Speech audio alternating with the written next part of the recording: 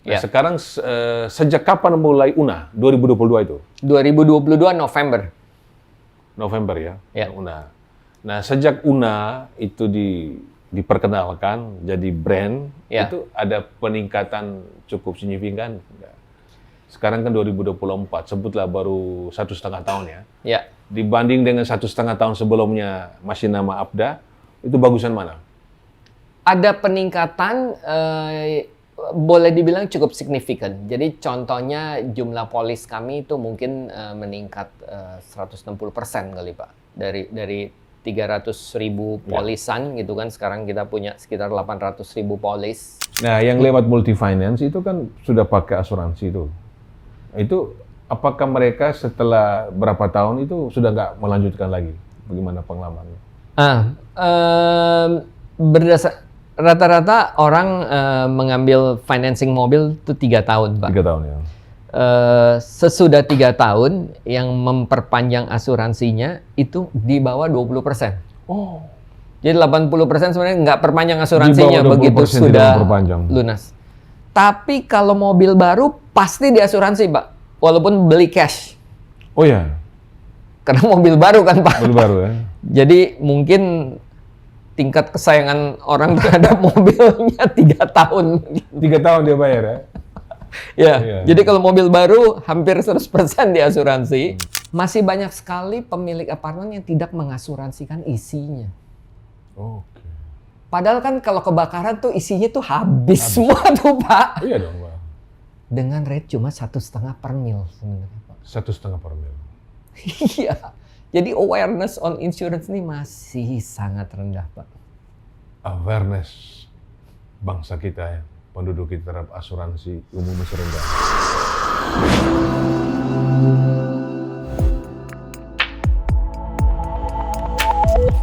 Pemirsa, jumpa lagi dengan saya, Primus Dolimuru, dalam acara Konvergensi. Sebuah acara yang membahas topik-topik penting dalam memasuki tahun emas 2045, yang 21 tahun lagi.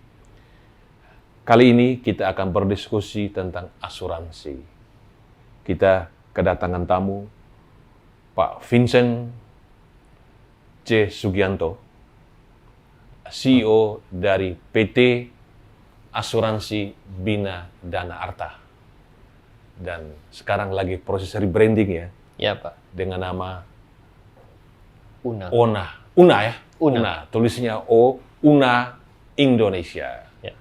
Nah, sudah hadir bersama saya, Pak Vincent, apa kabar Pak? Baik, Pak Primus. Terima kasih. Ya.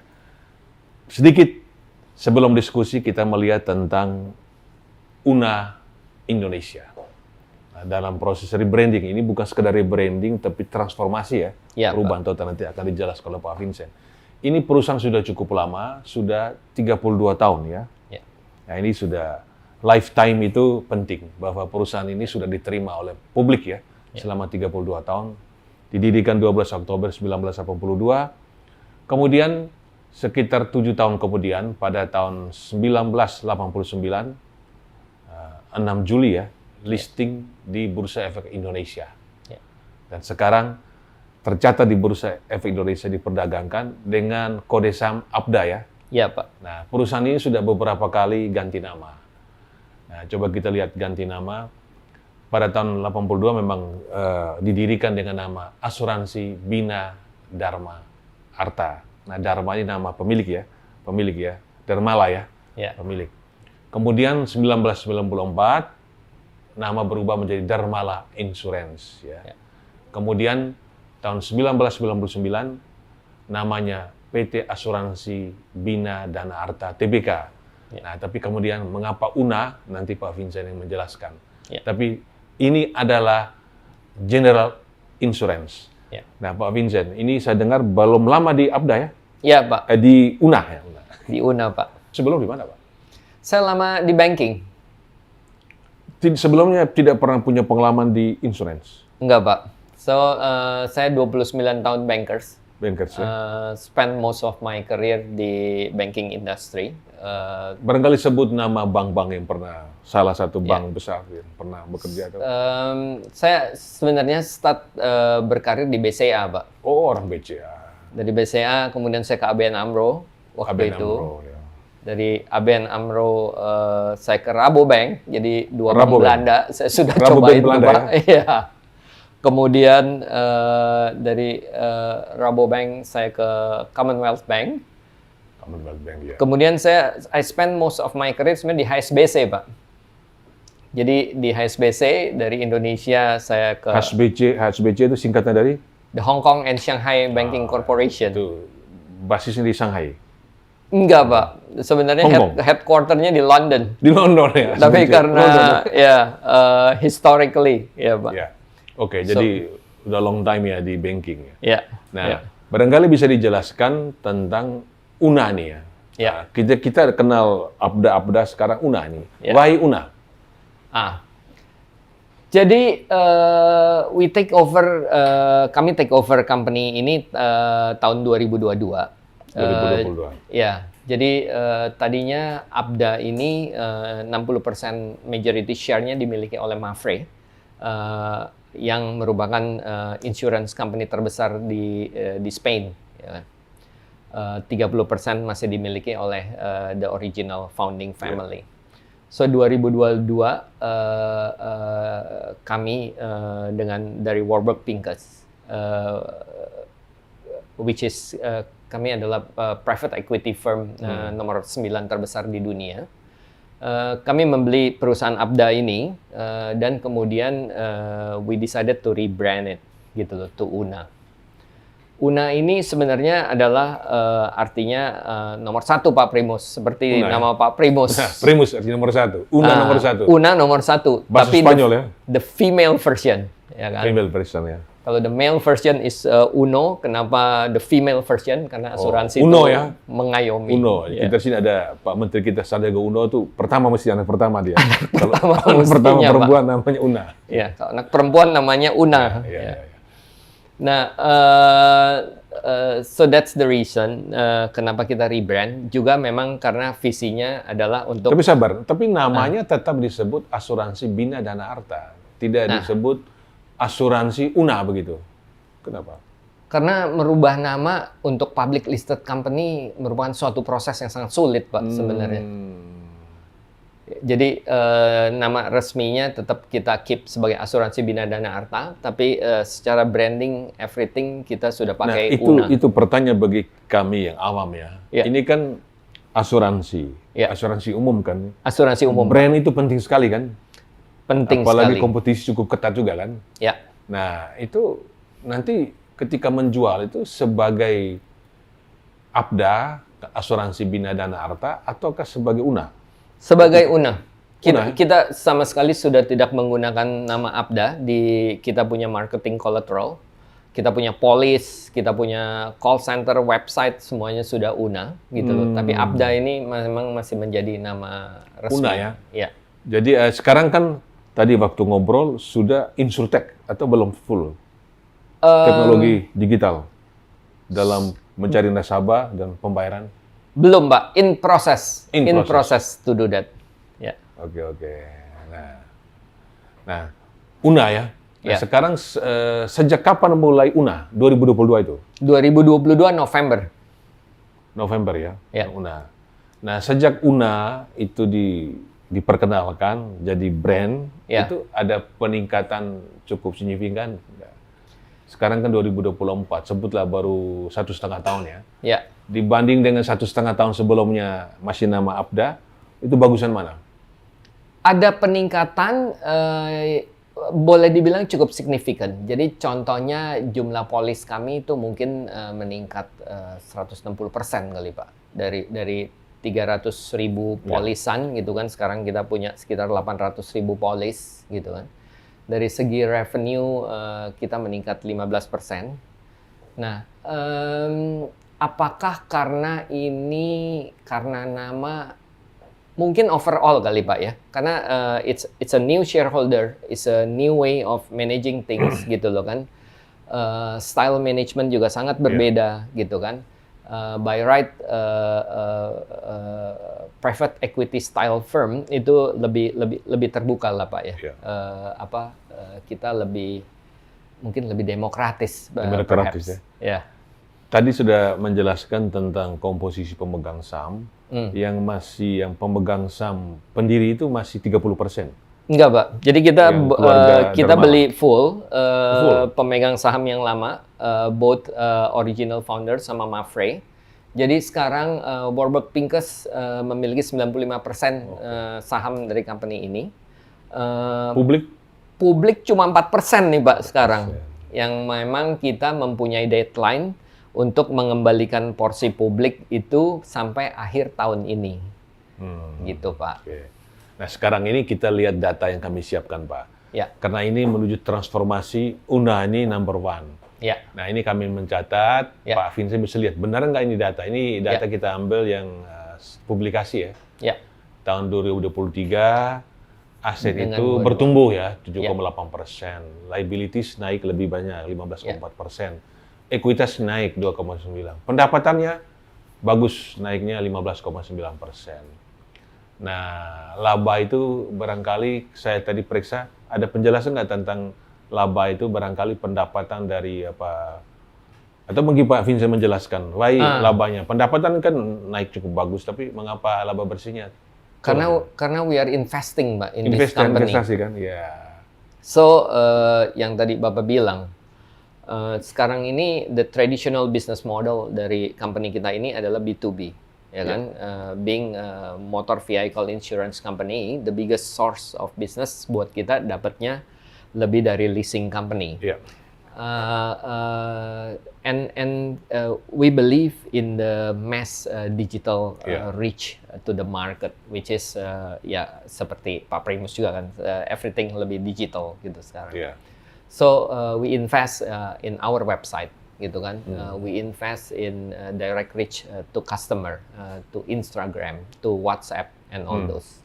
Nah, semua investasi ini sebenarnya investasi infrastructure nih Pak. So dan juga memang investasi on people, gitu. Again, being an international firm now, gitu kan. Jadi kita juga invest in the people. Yeah. So ini yang boleh dibilang mengurangi laba bersih gitu loh Pak. Jadi dalam underwriting income naik ya, tapi investasinya turun ya. Kebanyakan di mana Pak investasi? Investasi di infrastructure Pak, yang untuk jadi expenses sebenarnya. Iya Pak. Nah, kemudian kalau kita lihat emiten asuransi kan ada banyak, ada Tugu, ada Sinarmas Jiwa ya. Ya. Multi Arta, ada Re, Maskapai Re, ada Lipo General. Ya. Ada banyak Pak Bintang. Ya. Harta Aman. Nah, ini salah satunya Abda ini. Ya. Abda ya, kita lihat ya. Harga sahamnya karena 45% ya publik yang memiliki cenderung stuck ya karena pergerakan. Ada rencana mau nambah nggak publik supaya lebih liquid? Sebenarnya saham kita termasuk kategori tidak liquid nih Pak. Iya. Karena kita punya shareholder di bawah 300 orang. Pihak ya? Kemudian kita punya percentage juga hanya 4% gitu kan yang publik. Yeah. Dan sebagai part of the agreement lah Pak ya, waktu kita take over this company, kita dikasih waktu sampai November tahun ini untuk mengaktifkan kembali saham kami. Ada beberapa strategi yang akan kita jalankan dalam waktu dekat. Tapi memang saya belum bisa cerita nih Pak Primus karena jadi insider information kalau saya cerita gitu loh. Ya, tapi demikian Pak. Jadi kita punya waktu sampai November untuk mengaktifkan kembali. Diminta oleh otoritas bursa. Aturannya begitu Pak. Jadi we were given 1 year sebenarnya untuk mengaktifkan kembali. Ya. Kemudian Ini apa? Oh ya, ini penting. Ini bisnis inti, core bisnis dari Una ya. Ini ada asuransi kendaraan, ada asuransi perlindungan rumah ya, ada lain-lain juga. Tapi bisa dijelaskan core-nya apa saja dan yang terbesar di mana? Apakah kendaraan terbesar atau yang lainnya? Rumah? Properti? Kalau kita Pak, 65%-nya kendaraan bermotor. 65% kendaraan bermotor. So actually we are the biggest motor vehicle general insurance amongst the public listed insurance company. Karena kalau yang nggak public listed, ada yang punya brand mobil sendiri kan Pak. Kalau di antara public listed company general insurance untuk kendaraan kita paling besar. Jadi untuk general insurance yang listed company, ya. Itu Una terbesar, 60% bisnisnya di kendaraan bermotor ya? 65% di kendaraan bermotor. Sisanya 35 sebenarnya setengah-setengah Pak, antara fire sama health. Asuransi kebakaran dan kesehatan ya? Nah, kalau kompetisi dengan yang non-TBK, karena kelihatan yang punya pemegang merek, yang produsen mobil, motor itu kan punya asuransi sendiri juga. Itu bagaimana persaingannya? Persaingannya sangat ketat, tapi juga sebenarnya sangat lukratif buat kita. Karena sebenarnya begini kan, Pak. Kalau satu perusahaan punya produsen kendaraan bermotor dan punya asuransi gitu kan. Jadi kalau semua kendaraannya di cover dengan asuransinya sendiri, ini kan sebenarnya kantong kiri, kantong kanan nih Pak kan. Dalam arti risk-nya tidak pergi dari perusahaan mereka gitu loh. So, like it or not, sebenarnya mereka need to spread the risk gitu loh kan, dan makanya perlu asuransi pihak ketiga. Gitu. Nah, asuransi pihak ketiga tentunya pemilihannya adalah asuransi lain yang terafiliasi juga dengan konglomerat lainnya, atau asuransi yang neutral gitu loh kan. Tentunya pasti mereka lebih menyukai asuransi yang neutral seperti kita.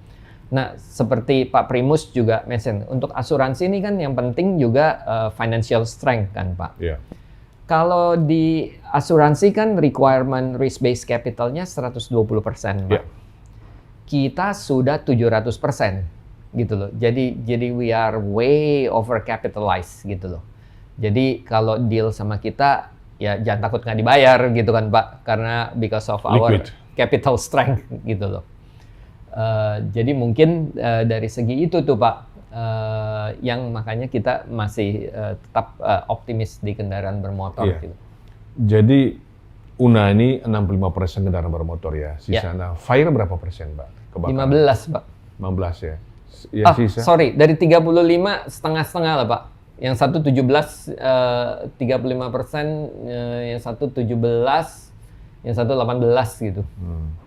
Kalau health itu apa aja, Pak? Health di kita orang pikir health itu jiwa, masuk ke jiwa selama ini. Bayangan saya begitu. Health ini sebenarnya satu-satunya produk yang crossing between asuransi general dengan asuransi jiwa. Jadi health ini kalau di kita tuh group health, Pak. Jadi company biasanya kan punya fasilitas health insurance untuk karyawannya mereka. Gitu loh. So that group health is actually kita punya core business juga. Iya. Sekarang Pak Vincent, Anda kan bukan dari kubu investor dari Spanyol kan? Bukan Pak. Bukan ya. Jadi, gara-gara investor baru ini, ini sudah masuk radar. Kok bisa masuk ke sini? Gimana ceritanya Pak? Maksudnya Pak bisa masuk ke Una nih? Ke Una ini. Baru 3 bulan masuk Una. Okay, so perhaps karena my professional background in banking, ya Pak ya, tentunya, kenapa nggak ambil orang asuransi lainnya, gitu ya Pak? Mungkin ada misi-misi tertentu kali Pak ya dari shareholder, terutama governance, and then also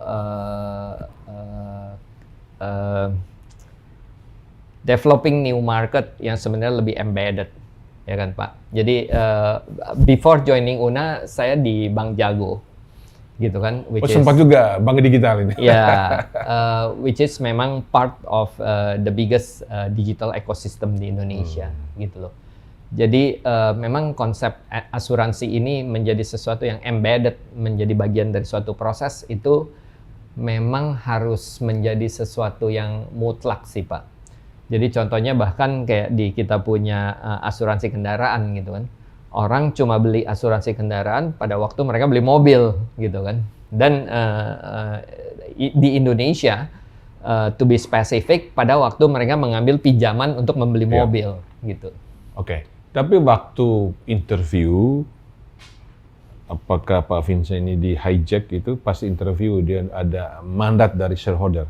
Ya. Pak Vincent, saya merekrut Anda, inilah tugas Anda. Ya. Apa tugas ketika di hire oleh shareholder, new shareholder? Developing digital mass market capability sih Pak. Itu ya. Ya. Kembali lagi produk asuransi seperti Pak Primus tahu penetrasinya sebenarnya masih sangat minimum di Indonesia. Bisa jadi karena memang produknya is homogeneous between one insurance company to the other. Jadi contohnya kayak kembali lagi our strength is kendaraan bermotor.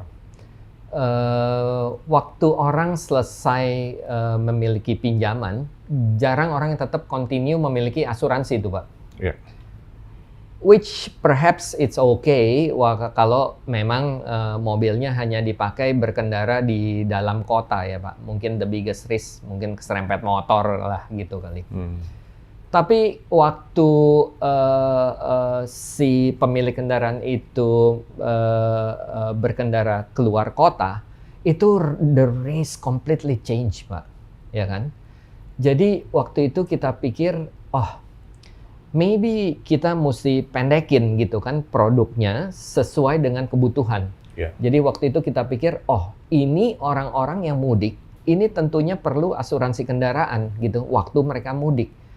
Yang mungkin cuma 7 sampai 10 hari gitu kan Pak. Jadi kita bikin, coba deh kita bikin produk 10 hari, cover kendaraannya.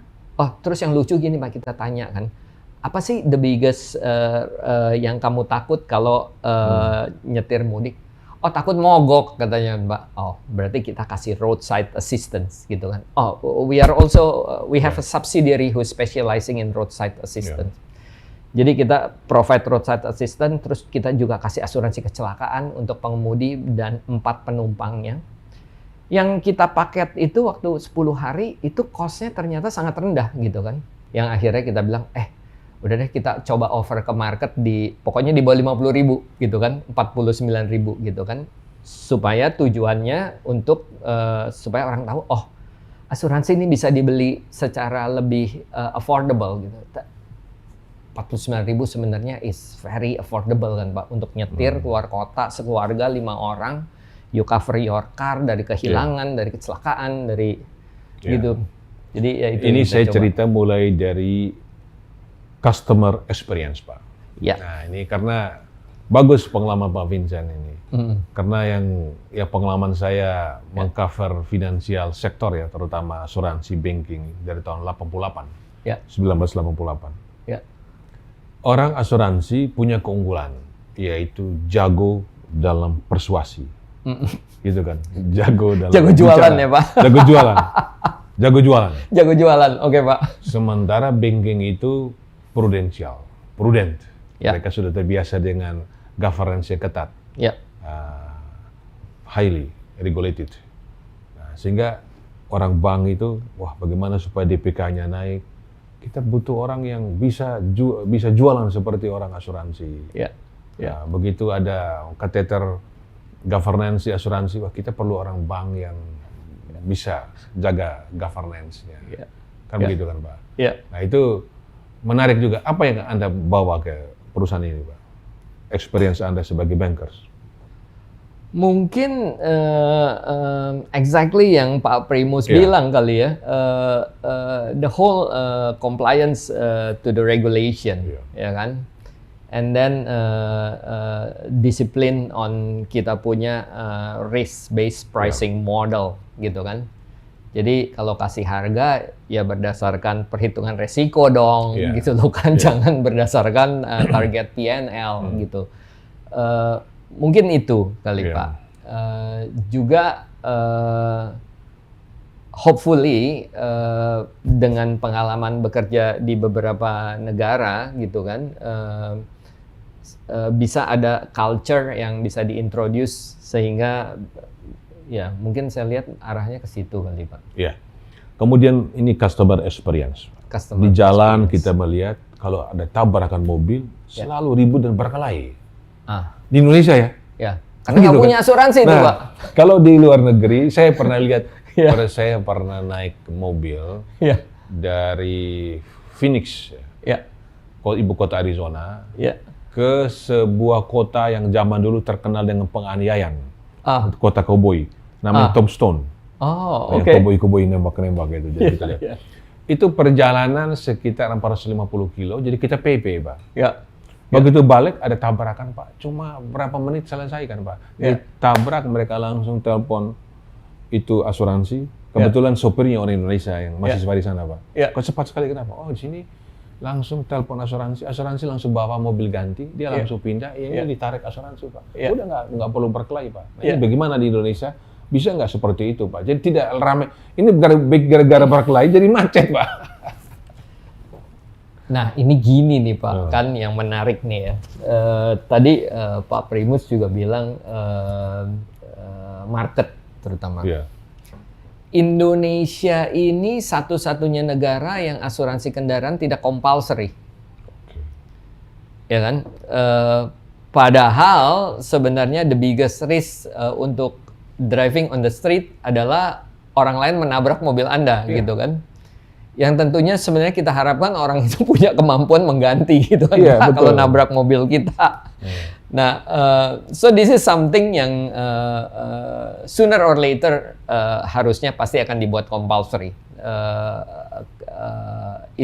Kalau bawa mobil di jalanan sudah pasti harus punya asuransi gitu. Kalau enggak, Anda resiko membahayakan orang lain gitu kan. Nah, until such things happen, yang terjadi itu ya penetrasi asuransi yang masih sangat kecil di Indonesia. Nah, padahal kalau orang yang punya asuransi, kejadiannya kayak yang Pak Primus alami gitu. Sebenarnya dia tinggal, for us, mereka tinggal WhatsApp aja ke kita, atau telepon kita punya call center, atau masuk ke website kita, report the claim gitu kan. Within one day, we'll settle everything. One day ya. Tapi bisa nggak itu at the same time, Pak? Jadi kalau saya ditabrak, tadi yang menarik itu, Pak.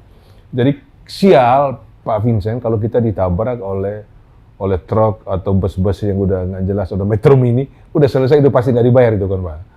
Itu kan, ini ya, urut dada aja. Tapi kalau ditabrak oleh Mercy bagus, oleh Alphard ya, peluang, Pak. Nah, tapi bisa nggak kalau ada tabrak orang yang punya asuransi semua, itu langsung kita bisa telepon, dia langsung datang bawa mobil ganti, itu langsung ditarik, Pak, pada saat yang sama.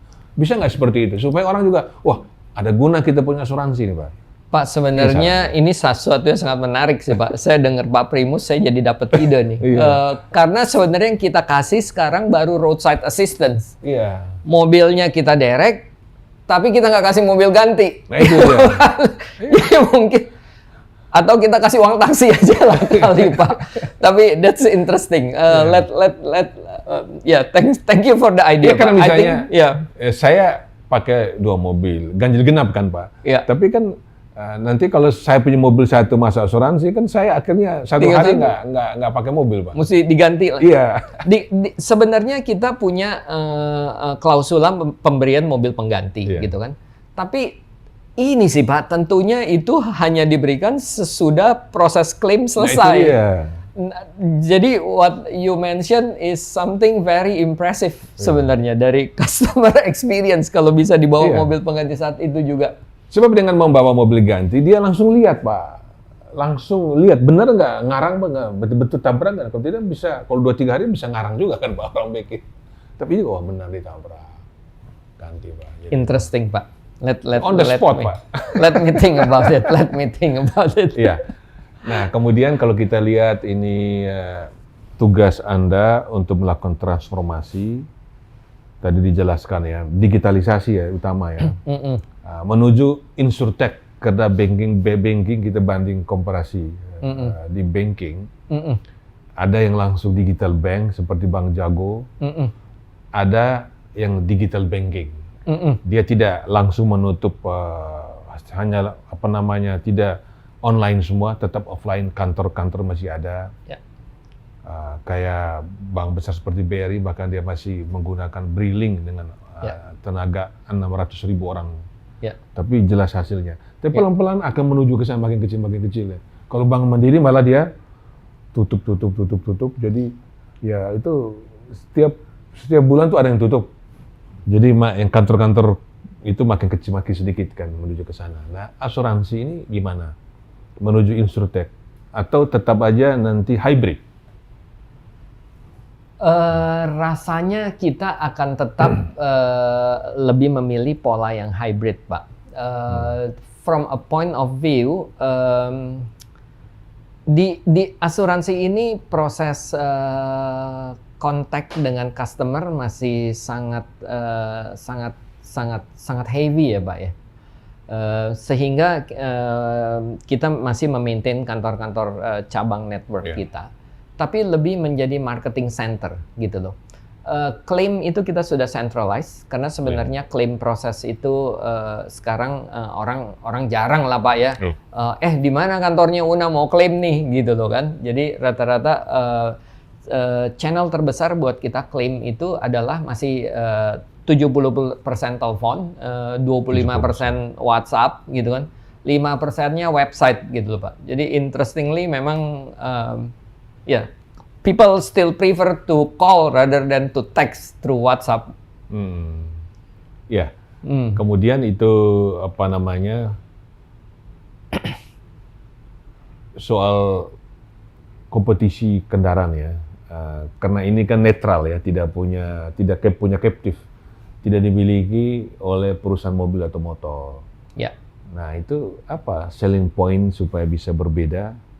Nah tadi kalau kita ngomong customer experience tadi, kalau itu bisa dilakukan berarti ada sesuatu yang different ya. Ada differential dengan yang lain. Wah ini ada nilai tambah dari Una itu. Tapi yang di luar itu barangkali ada nilai tambah berbeda. Ini yang netral, ini yang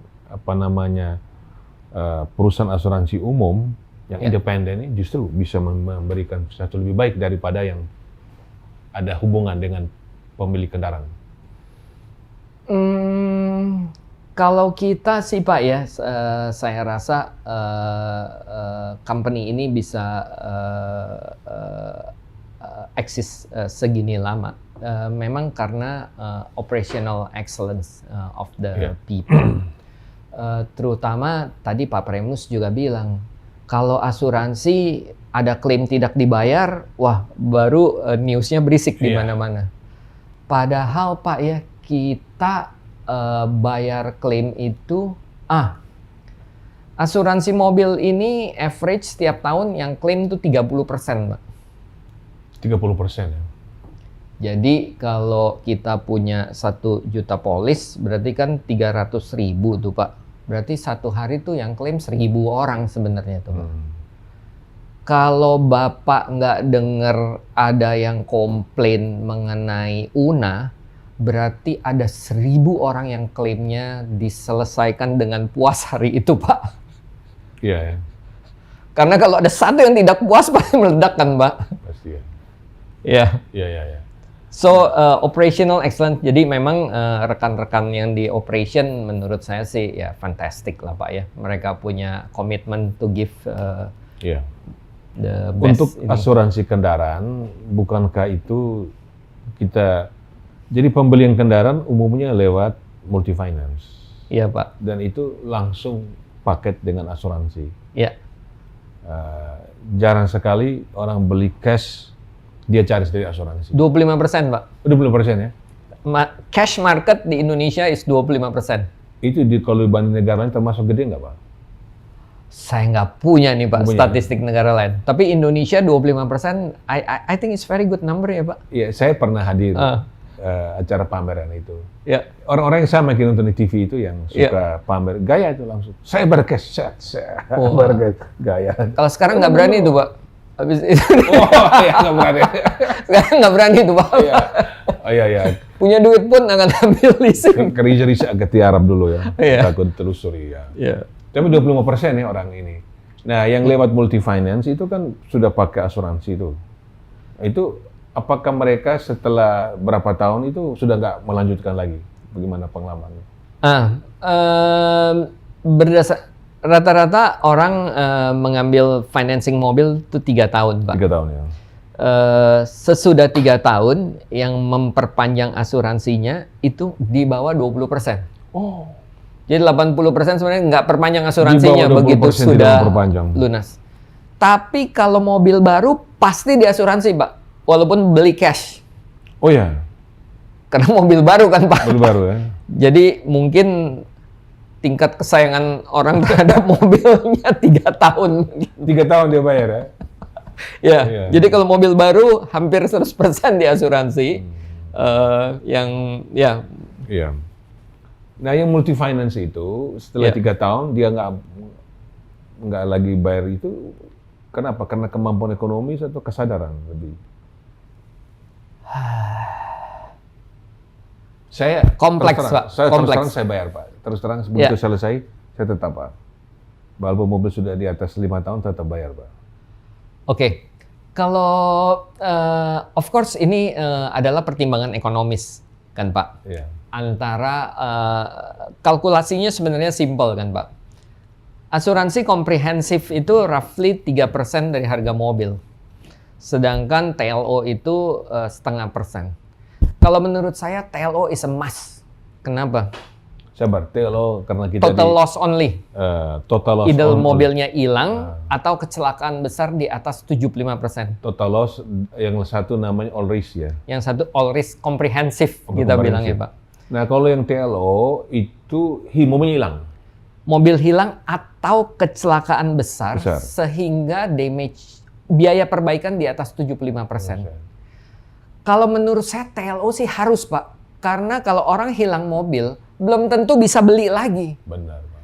Tapi kalau cuma keserempet, ya debatable lah, Pak ya. Nggak benerin bulan ini, mungkin benerin 2 bulan lagi. Tapi kalau mobil hilang belum tentu bisa beli lagi, Pak. Setuju. Nah, TLO berapa persen, Pak? Yang 0,5% roughly premium. Nggak dari dibanding harga mobil. nasabah yang pakai yang all risk comprehensive dan TLO, banyakan mana? Banyakan mana? 1:3, Pak. 1 komprehensif, 3 TLO. Oh. Karena komprehensif itu Karena emang mahal kan. Malah berapa kali? 6 kali, Pak. Kalau komprehensif itu average, saya ambil average ya, Pak, karena kan memang ada tarifnya OJK kan. Kalau komprehensif itu average-nya 3%, kalau TLO itu 0,5%. Jadi ya 6 kali lah, Pak ya. 6 kali ya. Iya. Jadi ya, Tapi TLO menurut saya is a must, Pak. setuju, Pak. Iya, komprehensif. Up to you lah ya, you calculate gitu. Kalau keserempet, mau benerin sendiri gitu kan. Antara mau bengkel bagus, bengkel jelek, terserah gitu kan. Tapi Jadi- it's within your affordability. Tapi in fact kebanyakan yang tidak TLO ya. Tidak asuransi TLO. Kebanyakan pemilik kendaraan. Kebanyakan begitu leasingnya habis, tidak diasuransi sama sekali. Tidak sama sekali. Hmm. Itu bermodalkan doa aja. Mudah-mudahan tidak hilang. Dan harapan Indonesia aman, Pak. Harap ini sama. Saya rasa ada relevansi dengan ini juga sih, Pak. Jarang sih, Pak ya, dengar orang masih mobil dicolong gitu kan. Iya. Iya. Jadi Indonesia memang membaik nih, Pak, tingkat keamanan. Keamanan. Nah, sekarang kita ke asuransi kebakaran. Itu Kebakaran. peluang gimana? Yang di cover rumah-rumah. Jadi kalau kita KPR itu otomatis juga sama kayak tadi multi-finance tadi. Betul. KPR itu ada asuransinya. Tapi setelah Betul. masa bayar selesai nggak lagi asuransi. Which sebenarnya ridiculous kan, Pak? Karena asuransi rumah tuh murah sekali, Pak. Berapa, Pak? Asuransi? Asuransi rumah itu cuma 1,5 per mil, Pak. Bukannya persen ya, Pak, per mil. It's very cheap. And actually when your house burn down, you lose your house. Iya. Ya, so Pak Primus benar. Waktu masih KPR diwajibkan sama banknya punya asuransi. Begitu selesai nggak diperpanjang. Segmen terbesar kedua of course commercial. perusahaan yang mempunyai loan dari Yeah. bank, mesti collateralnya Yeah. tapi kalau bisnis sih rata-rata di asuransi sih Pak. Iya. Perumahan ini yang boleh dibilang. Tapi katanya perusahaan asuransi milih-milih juga, Pak. Jadi kalau rumah-rumah yang padat, yang ini rawan kebakaran, dia nggak mau juga, Pak. Gimana tuh? It's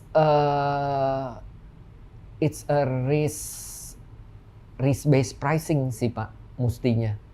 Tetap pricing ya. Karena ya benar Pak, kalau di samping pom bensin, pabrik kertas gitu ya Pak, kalau kebakaran ya habis total kan Pak. Sementara look, kebakaran ya Pak, tapi kita selalu expect seberapa besar damage-nya gitu kan terhadap the perils gitu loh. Nah jadi ya gitulah Pak, kalau di samping pom bensin gitu rata-rata kayaknya nggak ada perusahaan asuransi yang mau ambil Pak gitu loh. Apakah dengan dengan price yang lebih tinggi akan ada perusahaan asuransi yang mau ambil? Perhaps, ya kan? Yeah. Nah, contohnya the oil and gas pom bensin sendiri kan juga mesti di-insure kan, Pak? Yeah. Tapi that's a specialist risk gitu loh. Yeah. Common general insurance will not cover that. Nah, sebagai perusahaan asuransi umum kan punya data berapa jumlah rumah di Indonesia ya? Iya. Yang saya tahu cuma backlog-nya, katanya backlog 12 juta lebih. Mereka yang harus punya rumah tapi nggak punya rumah, tidak tersedia, 12 juta lebih. Masih tinggal rumah mertua atau di mana. Nah itu dari jumlah rumah yang ada, yang sudah di cover asuransi berapa persen? I don't think there is such data loh Pak di industri. Ada data, ya? Nggak ada tuh Pak, kayaknya jumlah rumah versus berapa yang diasuransi. I'll be very keen tuh Pak to find that out supaya saya bisa measure berapa sih. Kecuali perumahan-perumahan besar ya, perumahan-perumahan ya. Itu ada data di perumahan. Yeah. Tapi ya semua asuransi kalau perumahan sih. Pak ini aja ya yang we think is logical. Apartment gitu kan. Apartment rata-rata is a very pricey gitu kan. Terus udah pasti semua yang tinggal bisa beli apartment units mestinya have enough awareness on the risk. Apartemen ini rata-rata yang di-insure cuma physical apartemennya aja gitu loh kan, which karena rata-rata building management itu akan cover the whole building, and then as a unit owner you get a piece of that gitu kan, and accordingly premium yang merupakan bagian Anda. Masih banyak sekali pemilik apartemen yang tidak mengasuransikan isinya. Oke. Padahal kan kalau kebakaran tuh isinya tuh habis semua tuh Pak. Iya dong Pak. Dengan rate cuma 1,5 per mil sebenarnya Pak. 1,5 per mil. Iya. Jadi awareness on insurance ini masih sangat rendah Pak. Awareness bangsa kita ya, penduduk kita terhadap asuransi umum masih rendah. Chicken and egg kali ya Pak ya. Jadi mungkin kita juga perusahaan asuransi, saya juga mesti melakukan lebih banyak marketing gitu kan ke ini. Kalau punya apartemen isinya ya di-insured lah gitu kan, rate-nya cuma segini gitu loh. Orang asuransi jiwa itu iri asuransi umum Bang. Memang lebih banyak. Kenapa tuh Pak? Jumlah pemegang polis dibanding jumlah penduduk lebih tinggi Pak yang di umum. Karena lewat itu tadi multi finance lah, otomatis kan lewat KPR ya. Tapi kalau yang jiwa kan enggak. Jadi betul-betul murni. Itu agen yang harus kampanye Pak, promosi kan Pak, baru bisa sedikit. Tapi itu pun masih jauh ya tadi. Tetap masih baru sedikit sekali ya, masih rendah ya kesadaran. Iya, masih rendah sekali sih Pak kalau menurut saya. Which means the market potential is actually so big. Makanya for insurance industry Indonesia is still very promising market. Nah, sekarang yang health Pak, gimana health Pak? Itu yang tadi yang biasanya cuma jiwa aja, tapi sekarang umum juga masuk ke sana. Oke. Jadi karena sebagai pimpinan perusahaan Pak ya, saya ada sektor yang saya bilang, this one we are very good gitu kan in managing it. This one health. It's not our strength. Jadi kita punya loss ratio was very big in 2023, ya kan? Nah, tapi karena dengan pengalaman jelek itu, kita menjadi lebih terpaksa transformatif nih Pak. Kalau tidak ada pressure, orang kadang-kadang tidak terpaksa melakukan yang lebih baik, gitu kan Pak. Karena kita tidak performing well in 2023, our group health business, we are transforming it dramatically this year. Apakah hasilnya sudah up to our expectation? Belum, tapi indikatornya positif. Nah, group health ini kan sebenarnya produknya ini kan Pak, selalu terdiri dari inpatient sama outpatient. Outpatient itu kalau orang sakit pergi ke dokter berobat gitu kan, dan biaya dokter, biaya obat dan sebagainya. Inpatient itu kalau mereka mesti hospitalized gitu kan. Inpatient ini sebenarnya secara actuarial model sesuatu yang bisa dihitung dengan baik gitu kan. Tingkat orang yang sakit dan masuk ke rumah sakit dan berapa biayanya. Outpatient ini nih Pak yang somehow cenderung ter-abuse. Sehingga melebihi expectation dari perhitungan kita punya model gitu loh. Nah ini ada beberapa cara yang kita sudah introduce dan juga dimungkinkan karena teknologi gitu kan. Kalau dulu ke dokter kan mesti pergi tuh Pak ke dokter gitu kan, mesti pergi ke dokter. Kalau dokter yang kita pergi tuh paling nggak 300.000 tuh Pak, if not 500,000. Kalau digital, ya kan, either through call or through apps, it's actually very affordable, ya kan. Nah, merubah kebiasaan masyarakat, aduh kalau batuk mah telepon aja lah ke dokter, jangan pergi ke dokter gitu loh kan. Anyway, obatnya dikirim juga Pak sama kita gitu loh. So this is something that we are introducing ke kita punya market gitu kan, supaya biaya kesehatan ini menjadi lebih affordable Pak. Karena akhirnya kalau perusahaan itu juga setiap tahun jebol budget ininya, akhirnya they cannot afford juga gitu loh. Betul, itu kesehatan. Kesehatan. Sekarang yang sesuai dengan tema yaitu transformasi ya. Jadi apa transformasi di bidang bisnis, transformasi di bidang finansial barangkali yang akan dilakukan oleh Pak Vincent? Udah. Nomor satu sih buat kita still peningkatan revenue, ya Pak. Peningkatan revenue dari existing market dan dari new market yang bisa berupa penambahan customer baru yang menurut saya hanya bisa di-grow scalable kalau memang ada solusi baru yang menarik. Kalau solusinya sama aja kan semua kompetisi saya yang 70 lebih juga menawarkan barang yang sama kan Pak. Tapi kalau saya menawarkan barang yang baru, mestinya saya akan jadi lebih menarik. Jadi contohnya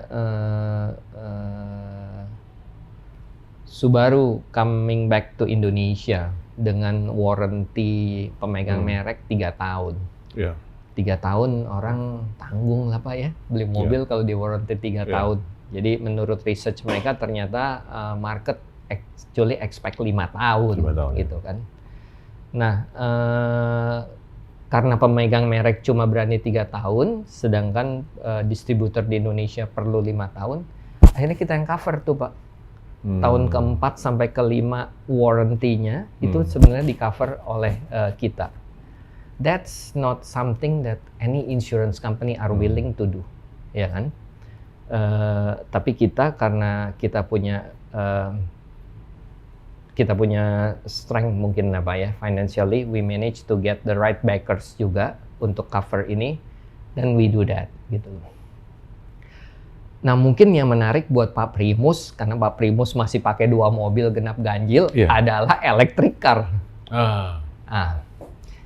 Electric car ini Pak Primus pasti mikirnya gini kan, ntar abis 3 tahun harga jualnya berapa ya? Nah itu katanya. Jadi ada pembicaraan nih Pak ke kita, the new electric brand yang coming to Indonesia. Una berani nggak warranty harga jualnya sesudah 3 tahun gitu loh. So ini sesuatu yang juga lagi kita negotiate lah Pak ya. Jadi kalau nanti ke Pak Primus pakai mobil elektrik aja 3 tahun dijual depresiasi cuma 10% setahun, berani dong Pak. Nggak usah beli bensin gitu kan, keep mobil cuma 1. So that's something that mungkin kita akan lebih berani dibandingkan the traditional insurers. Sekarang udah mulai mobil-mobil listrik yang asuransi. Harganya belum ketemu Pak. Produknya sudah terbentuk, harganya belum ketemu gitu kan. Di berapa sih 3 tahun? Pak Primus willing untuk beli mobil listrik kalau harga jualnya 3 tahun berapa? Depresiasi setahunnya berapa? Iya, kita pikir ya jangan sampai lebih jelek daripada mobil-mobil yang fosil. Bensin. Karena harga baterai kan mahal. Harga baterai mahal. Jadi katanya kalau baterai sebenarnya udah di warranty sampai 7 tahun loh Pak. 7 tahun ya. Pemilik pertama ya, asal Bapak nggak jual, pemilik pertama, baterai di warranty 7 tahun. Ada satu pemegang merek yang bilang ke kita, kalau mereka mau masuk ke market, warranty battery for life. Pak Primus pasti beli itu, kalau baterainya warranty for life. For life ya, kita lagi ini Pak. Jadi sekarang Una membidik itu ya, karena ini baru, mungkin kompetisinya belum. Basically kita lebih apa ya, lebih terbuka kali Pak ya, tergantung kebutuhannya si customer gitu loh. Instead of selling the same set of vanilla product gitu kan, come to us if you have anything yang you think dibutuhkan oleh customer Anda. Satu lagi nih Pak Primus, mungkin menarik. Semua orang asuransi mobil itu kan rata-rata asuransi terhadap accident ya Pak ya. Iya, betul. Jadi sebenarnya asuransi bodinya kan. Tapi kalau orang punya mobil sudah tua, sebenarnya kan resikonya itu adalah pengoperasian mobil itu kan. Betul. The transmission, the brake system, the engine gitu loh. So we are in conversation with one of ini untuk memberikan asuransi terhadap 3 faktor tadi gitu loh. Jadi beli aja 3 tahun. Jadi kalau ada apa-apa with your car, masukin aja ke kita punya appointed bengkel. Jadi nggak usah then that's becoming ini kan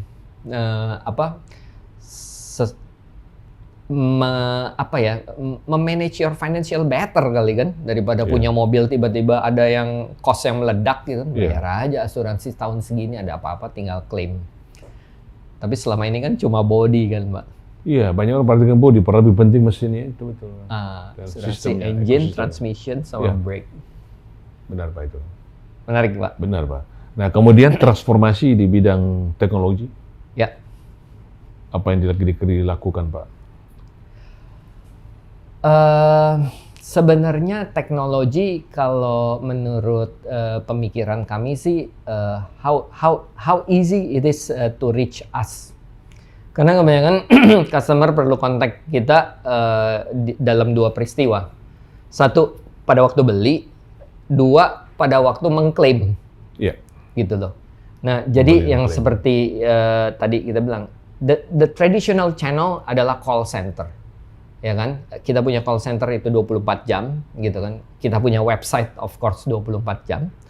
Nah, tapi we believe Indonesia adalah negara pengguna WhatsApp kedua terbesar di dunia, Pak. Nomor 2 ya. Nomor 1-nya India, nomor 2 is Indonesia. Tapi WhatsApp ini traditionally kan masih dijawab sama operator ya Pak ya. Iya. Jadi it's not real time, solution not real time juga gitu loh. So we are developing an AI capability gitu kan. Jadi ya ChatGPT based technology ChatGPT. Pak. Jadi whenever there is a claim gitu, mestinya there is a real time instant Targetnya response. kapan Pak bisa melayani nasabah? Tahun ini mudah-mudahan Tahun Pak, ini ya. kalau nggak ada halangan. Kemudian walaupun tadi RBC-nya 700, tapi adakah justru yang itu jangan sampai kalau RBC terlalu besar katanya idle money Pak. Tapi itu bagaimana? Maka pertanyaan saya adalah transformasi di bidang finansial gimana? So the question-nya, ini sama Una duitnya mau diapain nih Pak? Nah, gitu itu. kan. Iya, belum bisa saya share nih Disclose, Pak. Ini ya. rahasia perusahaan nih Pak. Siap. Ya. Tapi definitely we are going to use it for something gitu loh. Iya. Kemudian yang untuk mengaktifkan ini TBK tidak ada godaan untuk go private, tetap perusahaan terbuka. Karena sebenarnya regulatorily kita hanya tetap bisa structure seperti ini kalau kita perusahaan terbuka kan Pak. Betul. Karena kita majority foreign owned loh Pak. Itu manfaatnya sebagai TBK Public ya? listed ya. Oke. Ada rencana tadi memperbesar share publik, saham milik publik? Harus. Ya, karena pengalaman tadi saya tunjukkan ada sejumlah saham asuransi, financial sector, stok untuk financial sector, itu memang yang primadonanya banking, Pak. Ya. Terutama yang yang 4 besar itu. Ya. Ya. Itu 4 besar tutup mata beli. Ya. Kata ekonom analis bilang itu untuk 10-20 tahun ke depan itu mantap katanya tuh. Ya. Ya. Tapi asuransi itu orang masih termasuk kategori sleeping stock, saham tidur, Pak. Jadi nggak aktif itu. Ya. Nah, mungkinkah Unah ini nanti yang masih pakai nama Abda ya, kode sahamnya, Ya. itu akan menjadi saham aktif, ya, menjadi pilihan publik juga. Barangkali juga bagus sih orang juga kenal. Nanti bisa diubah jadi Unah, sahamnya namanya Unah juga, supaya orang juga, wah, saya sebagai pemegang polis Unah, saya juga pemegang saham Unah juga, siapa tahu barangkali. Ya. Ya. Harapannya ke sana, Pak. Karena being a public listed company, kalau tidak aktif, berarti sama aja bohong kan, Pak. Iya. Jadi we are not a public owned company, gitu loh. Yang saya rasa akan banyak positifnya, gitu, terutama dari transparansi, gitu kan, supervision dan sebagainya. Dan apalagi kalau bisa yang tadi Pak Primus bilang gitu kan, sebagai pemegang polis Una gitu, saya juga pemegang saham Una. Iya. Oh mungkin saya mesti paketin gitu tuh Pak, Iya dong. satu polis dan satu saham. Komunitas kan, itu kan Iya. komunitas, Pak. Komunitas investor saham yang adalah dia Jadi saya pemegang polis, udah pasti saya bisa punya pemegang saham lebih dari 300 kan Pak. Ya, iya, Pemegang iya dong, polis saya iya dong. hampir 1 juta. Iya dong, Pak. Iya benar Iya. Pak. Oke. Ya, Good point, good sekaligus, point. sekaligus membangkitkan kesadaran zilenial, Pak. Jadi investor trust ini Ya. punya misi meliterasi zilenial. Ya. Itu generasi milenial dan Gen Z. Ya. Walaupun pidato presiden, menteri, banyak orang lah yang kemarin capres, pilpres, semua 3 paslon sebut generasi emas 2045. Itu nggak lama lagi, 21 tahun akan datang. Ya. Tapi kita kepingin generasi emas yang sudah betul-betul well informed dalam bidang finansial dan mencapai financial freedom, Pak. Financial freedom tidak hanya dia punya income, Pak, tapi dia sudah sampai proteksi, Pak. Asuransi, jiwa maupun umum, Pak. Begitu, Pak. Betul Pak, itu juga sebenarnya kita punya cita-cita sih Pak, jangan banyak. Karena kalau banking itu mengajarkan Anda how to manage your financial better gitu kan, dalam arti menabung untuk masa depan. Yeah. Kalau asuransi itu mungkin managing your expense better gitu kan, Yeah. menghindari biaya tidak terduga. Kayak tadi saya bilang Pak. Kalau mobil hilang rasanya orang jarang deh bisa beli mobil lagi langsung gitu loh kan Pak. Bisa-bisa mobil hilang habis itu jadi naik bus setiap hari tuh Pak karena mobilnya hilang. Rumah kebakaran juga sama Pak. Banyak sekali makanya kita lihat rumah-rumah itu tidak dibangun lagi karena nggak punya uang untuk bangun lagi. Maka perlu asuransi. Asuransi itu bagaimana unexpected Pak, risk Pak. Itu kan Pak. Managing the unexpected Iya risk, kan? betul Iya Pak. kan, Pak. Betul. Nah, di situ Pak. Jadi milenial kita harus membuka mata mereka untuk berasuransi Pak. Iya. Jadi 2045 tidak ada lagi beribu-ribu di jalan kan, semua asuransi semua Pak. Yang ditabrak maupun yang menabrak Pak. terus datang jemput bawa penggantinya. Kan begitu kan Pak. Bawa pengganti kan Pak, baru jalan rayanya cepat Pak jadi hilang. Saya pikir kita sudah cukup. Nah, rencana Pak Vincent sendiri Pak. Jadi long journey in banking sector ya, sekarang masuk di general insurance. Seterusnya akan senang di asuransi ini, akan masuk juga asuransi jiwa, atau new investor ini juga yang dari Spanyol. Udah Indonesia memang masih penetrasi yang masih sedikit ya asuransi. Udah sekaligus umum dan life Pak. Jadi sebuah grup asuransi yang punya general dan life. Our founder itu visionnya memang democratizing general insurance sih Pak. Dengan produk-produk yang lebih affordable. Pada saat ini kami belum memikirkan life, tapi kesehatan menjadi sesuatu yang menurut kami sangat fundamental. Karena sekarang di Indonesia practically untuk semua orang Indonesia kan BPJS ya Pak. BPJS.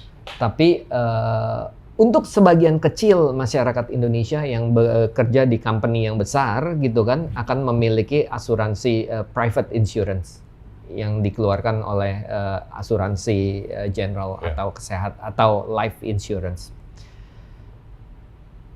Tapi the segment between this is so big gitu kan Pak, the gap antara orang yang punya private insurance sama orang yang nggak punya apa-apa. Nah ini juga sesuatu yang kita lagi build nih Pak. Contohnya gini,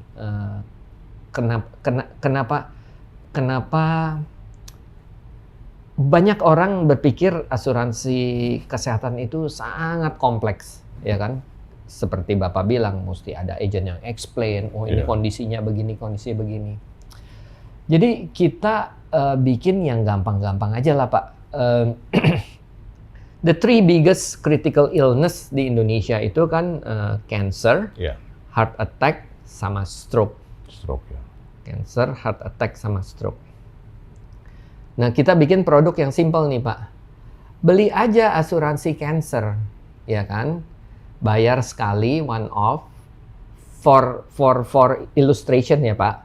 Kalau di bawah 30 tahun beli asuransi cancer itu cuma cost Rp50.000. Kalau orang ini Rp50.000 per bulan? Per tahun. Per tahun. Oh, murah sekali.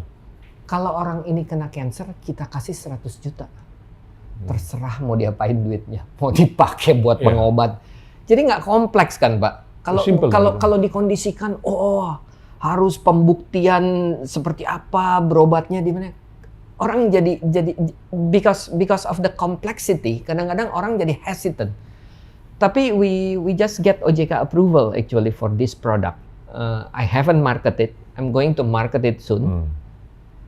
Beli aja asuransi cancer gitu, bayar sekali begitu kena cancer dapat 100 juta. Udah pasti cukup buat treat your treatment gitu kan. Wherever you want to treat it, how you want to treat it gitu kan, either. Karena orang kan belief-nya macam-macam kan Pak. Ada kalau berdasarkan traditional coverage, harus di cover di rumah sakit ini dan ini. Mungkin ada orang yang lebih percaya the religious way gitu kan.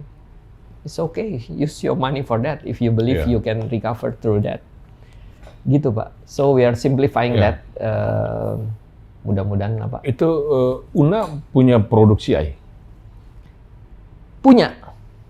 Itu Life punya? Life tuh jual CI Pak? Life jual CI, tapi General Insurance juga boleh jual CI. Menarik CI ya. Nah CI yang kebetulan saya juga punya Pak, CI. Daftar kebanyakan Pak, saking kebanyakan daftar juga nggak jelas juga. Yang merupakan bagian dari the main health insurance kan Pak. Yeah. Kalau saya, we are going to sell this as a single monoline product gitu loh. Cancer, heart attack, and stroke. Yeah. Hanya menarik kemarin waktu pandemi itu asuransi itu punya kesadaran mereka tetap memberi pertanggungan walaupun tidak ada dalam daftar Pak. Yang kena pandemi mereka cover Pak. Jadi, tanggung jawab moral tuh Pak. Tanggung jawab moral itu bagus Pak, sehingga polis baru itu justru paling banyak terjadi pada masa pandemi. Iya. Hebat Pak. Ya. Jadi bagus juga Pak, daripada kena kritik. Ini janji beri payung. Asuransi katanya payung simbolnya. Ya. Tapi payung itu disodor-sodor waktu kampanye, waktu promosi Pak. Ya. Begitu terjadi risiko malah payung digulung Pak. Ya. Disimpan itu. Ya. Tapi mudah-mudahan itu tak terjadi selanjutnya Pak. Ya. Nah, pertanyaan terakhir Pak, Ya. buat Pak Vincent, agak pribadi Pak. Ini pengalaman panjang di banking, masuk asuransi, merasa, oh kenapa saya tersesat di jalan ini, atau justru, oh ini jalan yang benar ya Pak? I think secara line ini masih di financial sector, ya Pak. Yang saya rasa selalu ada plus and minus antara, makanya kayak Bapak bilang, rekan-rekan di banking waktu perlu orang yang aggressive marketing will take insurance people. Saya rasa I think it's a healthy mix ya Pak ya, untuk industri ini terjadi as your brand Pak, convergence. Kalau terjadi konvergensi, mestinya masing-masing akan menjadi lebih baik menurut saya. Nggak ada rencana kembali pindah ke bank? Senang lagi, happy, baru 3 bulan Pak. New challenge Pak. Susah nih Bapak nih. Ya Pak, masih sangat senang. Masih sangat senang Pak ya. Oke Pak, jadi imbauan Anda terhadap pemegang saham dan calon pemegang saham zilenial ini apa yang bisa Anda berikan Pak? Untuk financial literacy, itu yang tradisional orang udah tahu semua, menabung, oke. Tapi yang penting sekarang karena baru sangat sedikit penetrasinya adalah insurance. Life, tapi juga general insurance. Rumah-rumah harus diasuransi, mobil diasuransi. Kemudian juga ternyata yang untuk health, karena memang orang makin banyak orang yang punya kesadaran terhadap quality of life. Jadi yang CI, sakit-sakit kritis makin banyak Pak ya. Yang sakit-sakit aneh makin banyak kan Pak. Jadi penyakit kita makin banyak, jadi perlu CI ya, protection. Mungkin konsepnya sama kayak mobil Pak. Kalau cuma keserempet kecil, nggak takut lah, bisa bayar sendiri. Iya. Tapi kalau CI Pak, sudah pasti nggak punya duit, mati itu Pak. Selesai Pak. Betul Pak. Makanya untuk risk-risk yang besar cover lah, gitu kan. Ya, nah itu. Jadi masyarakat kita ke depan harus punya asuransi. Ini bagaimana saran Anda, imbauan Anda? Explore, tanya-tanya, kebanyakan orang hanya tanya ke teman gitu kan Pak. Padahal now dengan social media dan sebagainya gitu kan, browse lah gitu kan, ada banyak insurance company, check their website gitu kan, cek mereka punya track record gitu kan. Tapi mungkin satu yang paling penting ya tentunya ini sih Pak, financial strength gitu. Karena ujung-ujungnya kalau perusahaannya financially nggak kuat, ya nggak bisa bayar juga gitu loh. Karena you are buying protection. So definitely when you choose an insurance company, cek mereka punya RBC gitu kan. Kedua yang kayak Pak Primus bilang, berapa banyak di Google yang komplain nggak dibayar klaimnya gitu kan. Kalau nggak ada komplain berarti semua dibayar tuh Pak. Semua dibayar. Semua dibayar, Pak. Nah, itu Una tidak ada komplain, Pak ya. Tidak ada komplain, Pak. Termasuk mobil-mobil mahal yang menjadi berita kecelakaan itu juga kita bayar, Pak. Mantap, Pak. Pemirsa, demikian perbincangan saya dengan CEO Asuransi Bina Dana Arta yang sekarang lebih dikenal sebagai Una Indonesia. Una artinya yang pertama ya. Jadi pasti cita-citanya Una Indonesia adalah number one di Indonesia. Begitu Pak Vincent ya? Mudah-mudahan Pak Primus. Untuk General Insurance ya. Ya, ya. Nah, kemudian sekarang dengan nama baru Una Indonesia, asuransi ini masih dalam proses transformasi menuju full digital juga, Pande ya. Karena sekarang kan kita di mana-mana digital ya. Iya, Pak. Dan Pak Vincent ini orang yang lama bekerja di banking dan terakhir bekerja di digital bank. Ya. Sehingga bisa diduga kehadiran Pak Vincent di asuransi Una Indonesia ini transformasi mulai dari teknologi, karena teknologi memudahkan semuanya dalam mendapatkan nasabah, pendaftaran sampai pembayaran klaim ya. Betul, Pak. Nah, terima kasih, kiranya kita bangsa Indonesia terutama zilenial semakin tinggi kesadarannya terhadap asuransi. Sampai jumpa di acara konvergensi berikutnya.